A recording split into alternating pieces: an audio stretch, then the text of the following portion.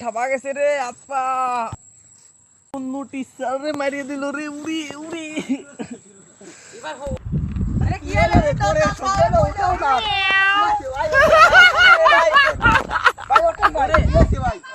কোন মাথা সাজানো বাধা দিছে?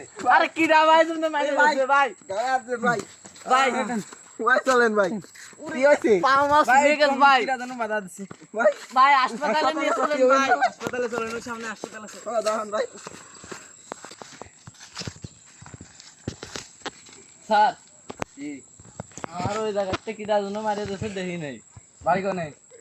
বাড়ি হলো প্রেমনগর।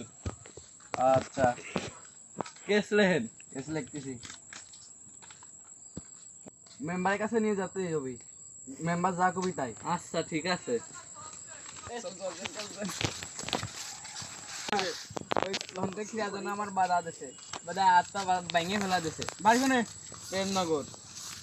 মেম্বার কাছে বিক্রি সাথে যাবি।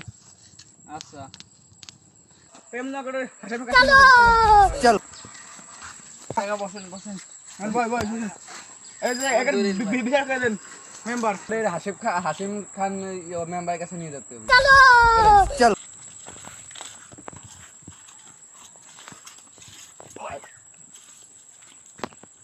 ইয়া যে সমস্যা হয়েছে, অ্যাক্সিডেন্ট করছে।